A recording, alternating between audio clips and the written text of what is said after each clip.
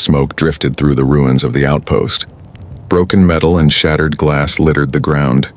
The sky, once clean and blue, now flickered with the orange reflection of distant fire. Private Kade Voss limped through the debris, one hand clutching the side of his ribs. His armor was cracked, his rifle drained, but he wasn't dead, not yet. The last drops of adrenaline pushed him forward. He hadn't expected to survive the ambush. Their platoon had fallen into a trap, Darnak snipers above, ground mines below. It was supposed to be a scouting mission, not a massacre. The Darnak were not just enemies. They were monsters, green-skinned, ear-bladed creatures with red eyes and a reputation for blood rituals. Or at least that's what humans were told. Kade ducked behind a half-burned transport vehicle, heart pounding. Silence had settled over the battlefield. No gunfire, no movement, just ash and the low crackle of flames eating what was left. Then he heard it. A cry, soft, fragile, a baby. Kade pushed himself to his feet and followed the sound. Behind a half-collapsed wall, hidden beneath a sheet of metal, he found the source. A small creature swaddled in fabric barely bigger than his forearm. It had green skin, large glowing eyes, and pointed ears. One of them, he looked around. No guards, no traps. Just the child. It blinked at him, innocent, unaware of war, unaware of sides. He should have walked away. His orders were clear. Do not engage civilians, do not compromise the mission, do not make contact. But Kade dropped his weapon. The baby reached up. That's when the shot rang out. A Darnak sniper had spotted him. The bullet came fast, meant for the child. Kade's body moved before his mind caught up. He turned, shielded the infant with his chest, and fell hard to the ground. Pain exploded through his shoulder. He couldn't breathe.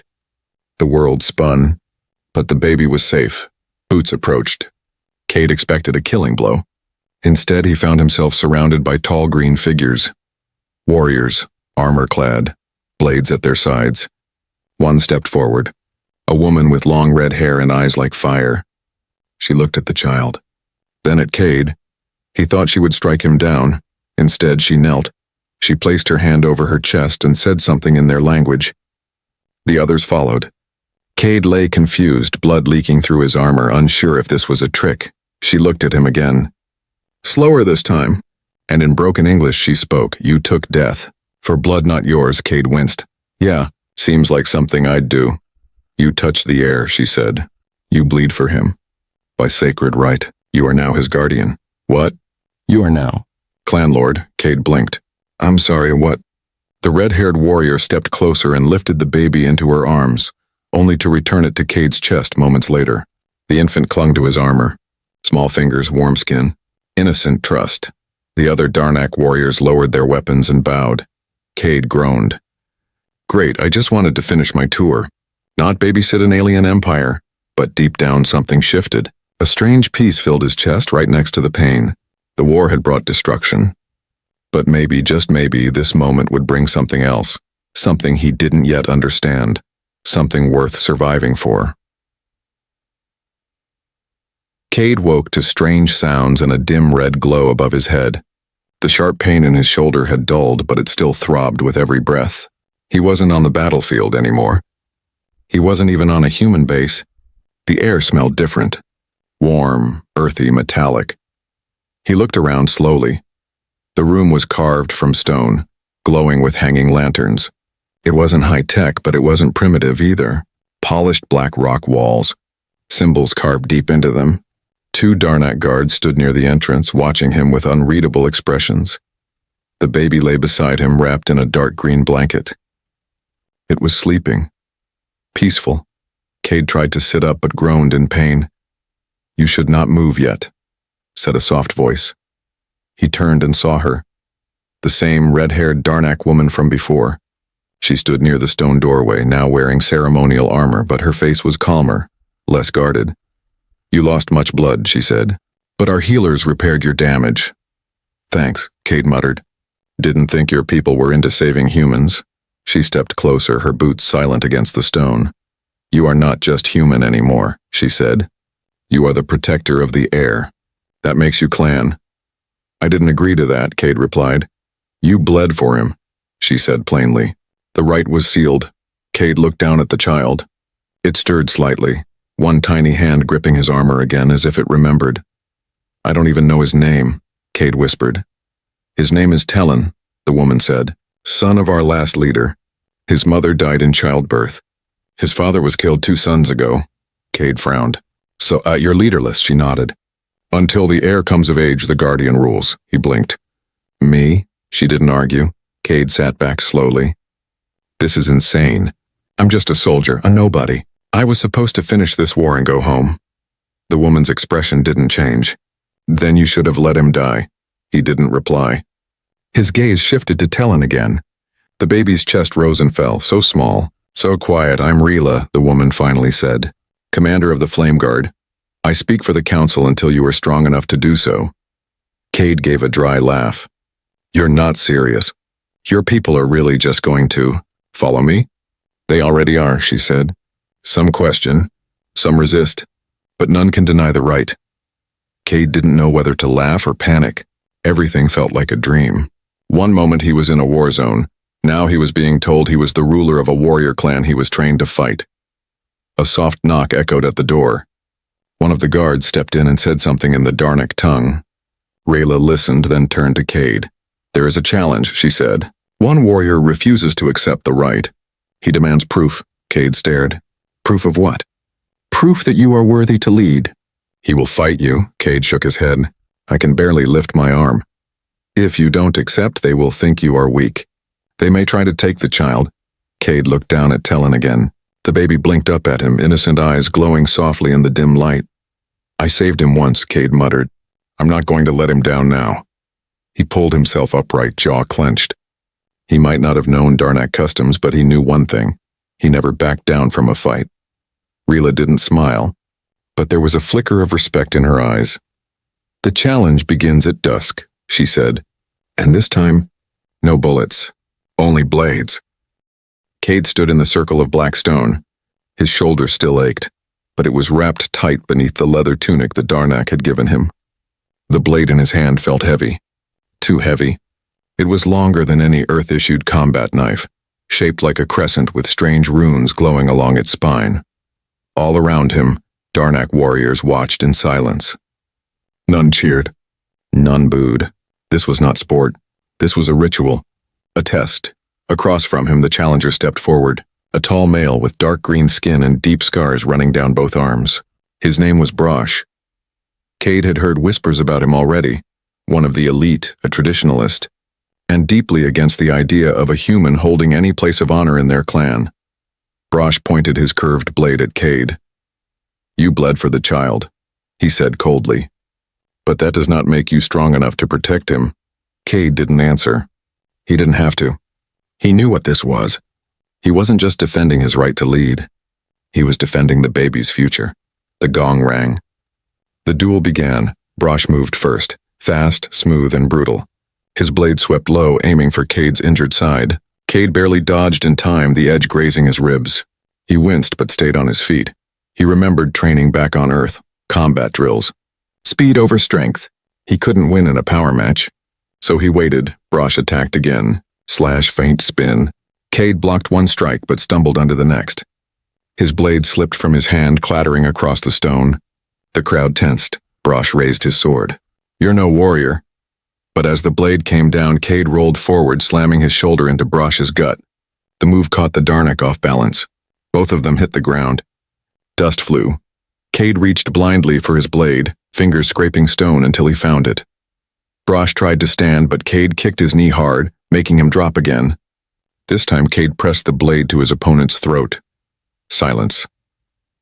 Then the gong sounded again. Kade stayed still, breathing hard, the pain in his shoulder now burning. He didn't strike the final blow. He didn't have to. Rila stepped forward. The challenger has been bested. The right stands. Kade slowly lowered the blade. Brosh stared up at him, fury in his eyes. But he said nothing. Kade offered a hand. Brosh hesitated. Then slowly he took it. As the crowd began to murmur and nod, Kade helped him to his feet. The fight was done, but the message was clear. The human would not run. He would not fall. He would fight for what he had taken on, whether he asked for it or not. Later that night, as the twin moons rose above the cliffs, Kade sat with Rayla near a quiet fire. Tellan lay asleep in a carved cradle beside them. You fight with no style, she said, stirring the flames. Thanks, Kade muttered. I was going for clumsy but desperate. Rila looked at him. It worked. He glanced at her. You could have helped me train before throwing me into a blade match, you know. I wanted them to see you bleed. But not break. Kade didn't respond. He stared into the fire for a while. He still didn't feel like a leader. But he had survived a trial that would have killed him a week ago. That had to mean something. Will there be more challenges? He asked. Yes, Rayla said, but not all with blades. She looked at the baby. The real challenge is keeping him alive and preparing him for the day he takes your place. Kade looked at the sleeping heir, then at the stars. For the first time, he wondered if he was strong enough to raise a child, let alone an empire. The next morning, the air in the mountain stronghold felt colder. Not in temperature, but in silence. Fewer warriors nodded at Kade. Some looked away. Others whispered as he passed. Even Talon's soft coos couldn't ease the tight feeling building in his chest. Rila noticed it too. They expected you to fail, she said. But I didn't, Kade replied. She glanced toward the open training grounds, where Brosh now sparred with younger fighters, showing no sign of anger. Some still believed the rite was forced, that it broke tradition. Kade frowned. So what now? They smile at me and stab me when I sleep? Rayla's eyes sharpened. Not yet. But soon someone will test you again. Quietly. They didn't have to wait long. That evening, Kade was invited to a council gathering. It was held inside a chamber of firelit stone, where 7 elders of the clan sat in a half-circle. Rayla stood to his right. Talon slept in a sling against his chest. One of the elders, an old male with a cracked tusk and silver eyes, leaned forward. You have won a duel, he said. But can you lead a people? Kade stayed quiet. Another elder spoke. We received word. A small human patrol is moving near the river border. If they see our camp, war begins again. Kade's heart jumped. I didn't send them. My people probably think I'm dead. That may not matter. If they cross into our land and you do nothing, you betray us. If you attack, you betray them. Kade took a slow breath. This was the real test. Not blades, not blood, but choosing between 2 homes, one that made him and one that now claimed him. Let me speak to them, Kade said. The elders murmured. I can tell them to leave, he continued. They won't shoot if they see me. They may shoot faster if they do, said the cracked tusk elder. You wear our mark now. I'll take the risk, Kade replied. After a long pause, they agreed. By the next morning, Kade rode out with a small group. Rayla went with him, along with 2 young scouts and a cloaked Darnak elder to bear witness. They stopped near a ridge that overlooked the forest valley. Through his scope, Kade saw them, 4 humans. Recon soldiers. His unit, not far, still scanning the hills. He stood up and stepped out into the open. Kade Voss, one of them shouted. What the hell? Then a shot rang out. Kade hit the ground, heart pounding. Not from the humans. From behind. He twisted and saw one of the young Darnak scouts lowering his rifle. He had fired near Kade, intentionally missing, but it was a message. Rila yelled in their native tongue. The elder raised his staff in protest. But it was too late. Down below, the human patrol vanished into the trees, retreating, or preparing to fight. Kade stood up, furious. What was that? The young scout said nothing. He just bowed slightly. Rila's face turned cold. This was a trap. Someone wanted the humans to see you surrounded, wanted them to open fire. They want war, Kade said, breathing hard. And they want me dead in the middle of it. She nodded. Someone in the council fears peace. Or fears you. Kade clenched his fists. He had just begun to understand the Darnak way. And now someone was already trying to tear it down from within. This wasn't just about a baby anymore. It was about power. And someone didn't want him holding it. That night, the stronghold was quieter than usual. The fires burned lower. The guards at the gates didn't greet Kade. Even the wind through the stone corridors felt heavier. He paced outside the council hall, waiting. Rayla had gone inside to speak privately with the elder who had arranged the meeting. Kade held Talon close, the infant wrapped snugly against his chest. He looked down at the baby. You know, you've got a lot of enemies for someone who can't even walk yet, he whispered. Talon blinked up at him and yawned. Footsteps echoed behind him. Rayla returned, her face unreadable. He won't speak openly, she said. but he hinted at a name. Someone old. Someone who served Talon's father before he died. Kade frowned. A loyalist? Rayla shook her head. More than that, a shadow. One who whispers in ears makes others doubt. If he is involved, then everything is already worse than we feared. Why? She looked around before answering. Because this isn't just about you. It's about the heir. About Talon. Kade waited, heart thudding. There is a story, she said softly. Not written, only spoken. It says the true bloodline of Talon's family is not Darnak alone, though. What do you mean? She hesitated. It means Talon's mother was not one of us. She came from another world, a species said to be powerful, ancient, and dangerous. Kade looked down at the sleeping child. Half Darnak, half... What? No one knows. Only the High Council did, and they kept it quiet. But some believe Talon's blood will bring change, or destruction. Kade exhaled slowly. So this isn't just politics. It's prophecy. Rayla nodded once. And there are those who fear what he might become. They stood in silence, both watching the shadows move across the walls. Somewhere below, a drum echoed faintly. We need proof, Kade said. We need to know what Talon really is. Rayla's eyes narrowed. Then we go to the forge hall. It holds the records. Bloodline markers. Secrets sealed after Talon's father died. Kade adjusted the baby in his arms. Is it guarded? Always. Let's not wait until someone else gets there first. They traveled through the lower levels of the stronghold, past the barracks, past the chambers of warriors, and into a narrow tunnel lit by blue stones embedded in the ceiling. Few walked these halls now. They were cold, dry, and quiet. At the end of the passage stood 2 armored guards. Rayla spoke to them in sharp, clipped words. They hesitated, then stepped aside. Inside the forge hall, massive stone tablets lined the walls. In the center was a glowing pool of liquid silver used for blood rite readings. Rayla pulled out a small ceremonial knife and handed it to Kade. Just a drop, she said. Kade pricked his thumb and let a drop of blood fall into the pool. Then Rayla did the same. Finally, she gently took a drop from Talon's tiny finger and added it. The liquid shimmered. The stones along the walls glowed faintly. Ancient runes appeared, swirling with light. Then, one set of symbols pulsed brighter than the rest. Rayla stepped closer, reading. Her eyes widened. It's true. What? Talon carries Darnak blood. And something older. The markings are of the Starborn line, a species long lost, said to speak to storms, said to command the elements themselves. Kade stared. He's more than just an heir. He may be the key to the prophecy. Suddenly a crash echoed outside. Then a shout. Blades rang. Rayla turned. They followed us. Kade pulled Talon close. The baby stirred, sensing danger. Outside the chamber, footsteps approached fast. Whoever feared Talon's bloodline wasn't going to wait for proof to spread. They were coming now, to end it. Kade backed toward the rear wall of the forge hall, cradling Talon in one arm and gripping his blade in the other. The polished stone reflected the blue glow of the blood pool, and shadows shifted rapidly across the ceiling. Footsteps thundered outside. Not one, many. Rayla drew her curved weapon. Her face was calm but sharp, eyes fixed on the doorway. They shouldn't have known we were coming here, Kade said. Rayla didn't look at him. They knew. He glanced at her. You think the council leaked it? No, she said slowly. Only 3 people knew, you, me, and... The door burst open. Brosh stepped through, armor dark, sword already drawn. Behind him came 6 more warriors, faces hard, blades ready. Kade stepped forward. We fought already. I beat you. Brosh ignored him and looked at Rayla.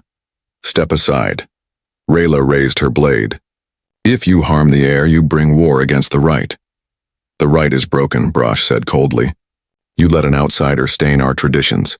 You protect a child whose blood threatens everything we've built. Rayla tightened her grip. You once swore to guard the line. I swore to guard the Darnak, he snapped. That thing isn't one of us. Kade's voice cut through the rising tension. Then come for me. Not him, Brosh paused. That was always the plan. He lunged. Rayla blocked the first strike. Sparks flew. The other warriors spread around the chamber, weapons drawn. Kade moved to a corner, shielding Talon behind him as the fight broke loose. Steel rang. Stone cracked. The chamber echoed with fury. Rayla fought like fire, fast, brutal, elegant. She struck down 2 of the attackers in quick moves. But Brosh was strong. His blade pushed hers back with every swing. Kade couldn't just stand there. He tucked Tellen behind a stone pillar, whispering, "Stay quiet. Stay small." The baby cooed softly, eyes wide. He turned and rushed at one of the warriors closing in on Rila. His shoulder screamed in pain, but he used it anyway, slamming into the attacker's side. The Darnak stumbled, giving Rila a clear shot. She didn't waste it, but the others kept coming. Brosh knocked Rila's blade aside and kicked her back. She slammed into a column and fell hard. Her weapon skidded away. Kade stood between her and Brosh now. "You don't have to do this," Kade said, breathing hard. "You are not one of us," Brosh growled. "Then why are you afraid of me?" Kade asked. "Afraid of a child who can't walk? What does that say about your strength?" Brosh snarled and charged. Kade wasn't faster. He wasn't stronger. But he had one thing Brosh didn't expect: desperation. He ducked the first swing and drove his blade forward, not at Brosh's chest, but into his leg. The warrior roared and collapsed. Kade kicked the weapon from his hand. It was over, or it should have been. But behind him, one of the fallen warriors stirred. He reached for a dagger and crawled toward Tellen's hiding place. Rila saw it. She dove, sliding across the floor and tackling the assassin. The blade cut across her arm, but she held him down and delivered a finishing strike. Kade rushed to Tellen. The baby was safe, tucked under the stone ledge, blinking in surprise but unharmed. Rila knelt beside Kade, breathing hard, blood running from her arm. "They would have killed him," she said. "They still might," Kade whispered. "We need to move," Brosh groaned on the ground. "You can't protect him forever." Kade turned to him. "I don't have to protect him forever, just long enough for him to protect himself." They left the chamber in silence, stepping over the bodies of those who refused to accept truth. But outside the forge hall, Kade already felt what came next. This was no longer a clan dispute. The prophecy was out, and now the entire planet would come looking for the child. The sky above the stronghold flashed with sudden light. A shuttle broke through the clouds, engines roaring. It wasn't Darnak. It was human. Kade stood on the high ridge with Rila and 2 scouts. Tellen rested in a sling on his chest, sleeping quietly. The blue markings from the forge hall still lingered on the child's forehead, soft and glowing. A transmission crackled in Kade's earpiece. "This is Commander Lydia Reeve of Earth Coalition. Kade Voss, report immediately. We have reason to believe you are being held captive by enemy forces." He tapped the comm. "Not captive, Commander. I'm alive. But the situation is complicated." There was a pause. "Complicated enough to ignore standing orders?" Reeve replied. Kade didn't answer. "I'm landing," she continued. "You have 10 minutes to explain why you're protecting an alien child and wearing a symbol of enemy command." The signal cut out. Rila turned to him. "She won't listen."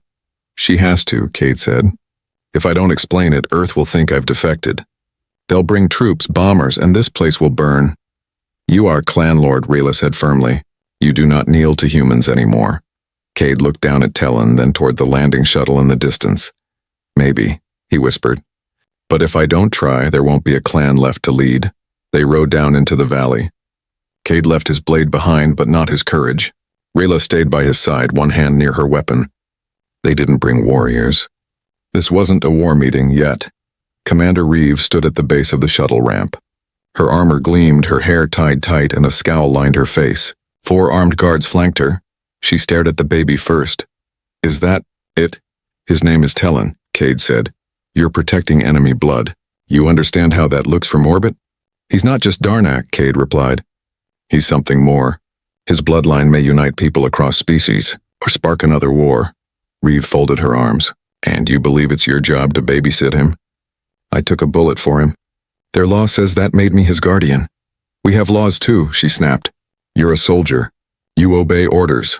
"I was a soldier," Kade said calmly. "Now I'm something else." Reeve glanced at Rila. "Are you in charge here?" Rila didn't answer. "We've been tracking skirmishes in your territory," Reeve continued. "Your human status protects you for now. But Earth High Command has issued a decision. You are to return with us immediately." Kade stared at her. "And if I refuse?" She looked at Tellen. "Then Earth will consider the child a threat, a future enemy, and will respond accordingly." The words hit like a punch. Kade stepped forward. "If you take me, he dies. If you leave me, maybe he lives. That's your choice. Reeves' face hardened. You're willing to give up your planet for this? I'm not giving up anything, Kade said. I'm building something. The silence stretched. Finally, Reeves signaled her guards to lower their weapons. You have 1 week, she said, to prove the child is not a threat. To prove this isn't treason. And after that, we'll return. And next time we won't talk first. The shuttle engines roared again. Dust and wind blew through the valley as the ship lifted into the sky and vanished. Kade exhaled slowly. Rila looked at him. She won't give you another chance. I know, he said. They rode back to the stronghold in silence. Kade looked down at Tellen. The baby stared up at him, calm and silent. 1 week, Kade said softly. To teach them you're not a weapon. You're hope. But deep down he knew the truth. There were others already moving in the shadows, and not all of them were from Earth. The stars above the Darnak Mountains pulsed with a strange red glow. A moonless night covered the stronghold in silence, but deep in the eastern canyon something moved. A shadow walked through the wind. It wasn't Darnak. It wasn't human. It was older. In the forge hall, Kade stood with Rayla, watching as symbols in the stone began to shift again, without blood, without touch. The pool glowed faintly. Rayla knelt beside it and frowned. This is a warning, she said. The runes are reacting to something. Kade tightened the straps on his armor. Something close? She looked up. Something ancient. Kade felt it too. Like a pressure in the air. A quiet sound his ears couldn't hear, but his bones could feel. An hour later, the scouts returned. Their faces were pale. One dropped to his knees, breathing hard. The Ashwalkers have entered the low valley. Kade didn't recognize the name. But Rila's expression turned sharp. That's not possible, she said. They vanished before the first war. Who are they? Kade asked. Rila stood. The Ashwalkers are not a people. They are a judgment. A cult of purifiers that kill any bloodline that mixes with the stars. Tellen. Rayla nodded. They believe the starborn line must be erased. They call it a curse, Kade's heart pounded. They know he's here? They don't need to know, she said. They can feel it. Kade scooped up Tellen, who stirred slightly but didn't cry. How many? Too many to face head-on, the scout said. They move with sandstorms. Burn villages. Leave only bones, Kade turned to Rila. Can we run? She shook her head. They don't stop. They follow scent, sound, thought. Then we don't hide, Kade said. We set a trap. She raised an eyebrow. You would bait them? No, Kade said. We let them believe Tellen is moving through the pass with a caravan. Meanwhile, we dig in here, with the warriors who still believe in the rite. Rila didn't speak for a moment. Then she nodded. Make no mistake, she said. If we fail, they will not just kill us. They will erase the child from memory. Then we don't fail, Kade said. The stronghold changed overnight. Watchtowers lit torches. Old cannons were uncovered and repaired. Rayla called in loyal warriors from hidden outposts. Even Brosh, still limping from their duel, returned to the walls and offered his blade without words. Don't mistake this for friendship, Brosh said to Kade. This is survival. I'll take it, Kade answered. By dawn, a dust storm rose in the east. Not natural, too fast, too focused. The Ashwalkers had arrived. Kade stood on the wall with Rayla. Tellen was hidden in the inner sanctum, protected by shields and sealed stone. They had placed an empty child's sling on a decoy scout heading toward the canyon. The bait was moving. The storm followed, but a new worry filled Kade's mind. They're not fools, he said. What if they split their forces? They already have, Rayla said. There are scouts climbing the northern cliffs. How do you know? I trained with them once, she said. Before they turned on all bloodlines. Kade looked at her. You never said. I didn't think they'd survive this long. Kade drew his blade. Then we finish it. At the cliffs, the first shapes appeared. Ash-colored armor, glowing orange visors, blades that sizzled with heat. They didn't speak. They didn't shout. They simply moved forward like wind through the dark. Kade met them head-on. Steel clashed. Fire hissed. Screams rose. For the first time since the rite, Kade fought not as a soldier, not as an outsider, but as a leader defending his people. He didn't know if Earth would come. He didn't know if peace was still possible. But he knew one thing. They would not take the child, not while he still breathed. The storm outside the stronghold howled like a living thing. Dust spun through the valley and the ashwalkers kept coming. Their bodies moved like shadows. Each strike meant to silence, not to wound. Kade fought at the gate, blade soaked and armor cracked. His muscles screamed, his vision blurred, but he didn't stop. Around him, Darnak warriors stood firm. Rayla moved through the battle like a flame, her blade dancing, never resting. Still, the ashwalkers pressed forward. Inside the inner sanctum, Tellen lay in the center of a shielded chamber. Dozens of stone rings surrounded him, glowing with ancient runes.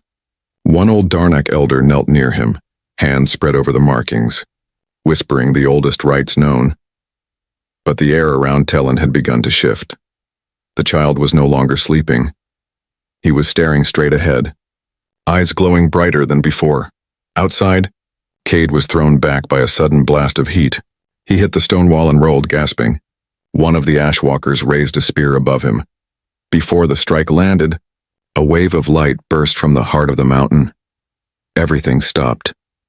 A blinding pulse shot through the ground, knocking warriors from their feet. The sky above flashed and the storm split like fabric torn apart. Ashwalker helmets shattered. Some dropped their weapons and fell, trembling. Kade looked up, heart pounding. What was that? Rayla stood frozen, staring toward the sanctum. The heir.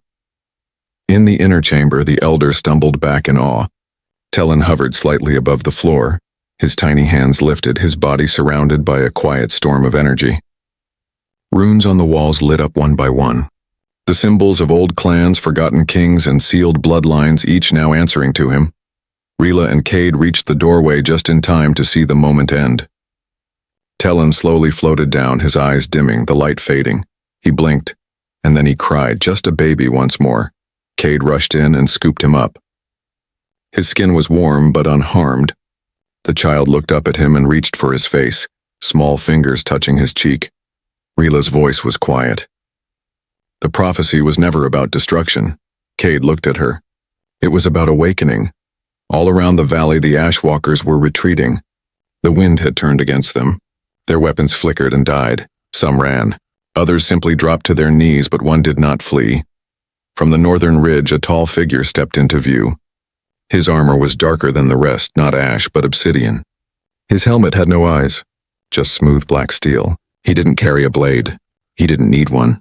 The warriors nearby stopped fighting. Even the ashwalkers did not approach him. Rayla's face turned pale. That's not a scout. Who is it? The one who started the cult. The first purifier. They call him the Hollow Flame. Kade narrowed his eyes. He's here for Tellen. The figure raised a single hand. Runes on his palm lit up, matching those that had glowed around Tellen. It was a challenge, not of words, but of power. Rayla turned to Kade. If he speaks, the mountain will shake. Then we don't let him speak. But you can't face him alone. Kade looked at the child in his arms. Tellen was calm again, but something had changed. A flicker of knowledge in his eyes. A sense of ancient memory. I'm not alone, Kade said. Not anymore. He stepped forward, facing the hollow flame at the edge of the battlefield. The storm had ended. But the true fight was just beginning, and this time, the fate of more than a clan rested on Kade's shoulders. It was the fate of two worlds. Kade stood at the edge of the battlefield, facing the hollow flame. The wind was quiet now. The ash had settled. Behind him, the stronghold stood guarded. Tellen was safe for now, but every warrior could feel it. This was the end. The hollow flame stepped forward slowly. His armor didn't shine. It absorbed light. His presence made the air grow colder. His voice, when it came, was like stone breaking. You carry the blood of a mistake. Kade held Tellen tighter. He's not a mistake. The hollow flame raised a hand. Runes burned along his wrist, ancient and sharp. That bloodline destroyed star systems. It will again. Kade didn't back down.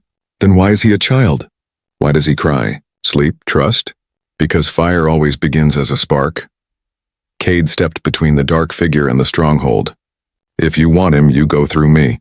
The hollow flame didn't move. You are only human. Exactly, Kade said. And I bled for him. That makes me more than enough. The sky trembled. From the clouds above, lightning flickered unnaturally. The ground cracked. The hollow flame raised both hands, calling on energy not seen in lifetimes. Runes spread across the valley floor. Circles of power, symbols of death. Kade turned to Rila. Get Talon below. If I fail, you won't, she said. I might. Then I'll finish it. She took the child and vanished into the stronghold. The doors sealed behind her. Kade drew his blade. The hollow flame attacked. They met in the center of the broken stone. Power burst outward. Kade dodged the first blast barely, but the shockwave still tossed him sideways. He rolled, came up swinging only to clash with a shield of fire. His blade sparked off it, nearly melted, but he didn't stop. Every strike, every step, every scream, he forced his will forward. He didn't fight for glory. He fought for one child, one small life, one chance at peace. The hollow flame struck back with force that shattered boulders. Kade flew through the air and slammed into the cliffside. Blood ran from his lip. His vision blurred. His sword was gone. The hollow flame approached, raising a final blast of heat and energy. You fought well, he said, but even courage burns. Before the killing blow landed, the ground between them cracked. From the stronghold a cry echoed, not of fear, but of power. Talon. The runes in the valley pulsed. The hollow flame paused. Light burst from the mountain, pure, bright, ancient. It poured down the stone path and struck the hollow flame's runes, burning through them like fire through paper. He screamed. Kade pulled himself to his feet and watched as Talon floated into view, held by Rila, who stood tall behind him. But it was the child's eyes that held the battlefield still. They glowed with a golden hue, soft but absolute. The hollow flame took one step back. You cannot stop what is coming. Kade walked toward him. You're right. Then he grabbed his sword and drove it forward. The blade pierced the dark armor. Light exploded through every crack. The hollow flame fell. His body crumbled into dust and the runes faded with him. Silence. The valley was still. No more enemies. No more war. Rila knelt and placed Talon in Kade's arms. Kade looked down at him. You saved us, the baby smiled. Rila spoke softly. They will come again, others, different faces, different flags. Then we teach him, Kade said. How to fight, how to lead, and how to stop them without blood if he can. Rila nodded. A lord born of war. No, Kade said. A king raised by peace, and with that, the human who bled for a child, the soldier who had no people of his own, walked back to the stronghold. Not as a guest, not as a stranger, but as the leader of a clan reborn. The prophecy was over and a new future had begun.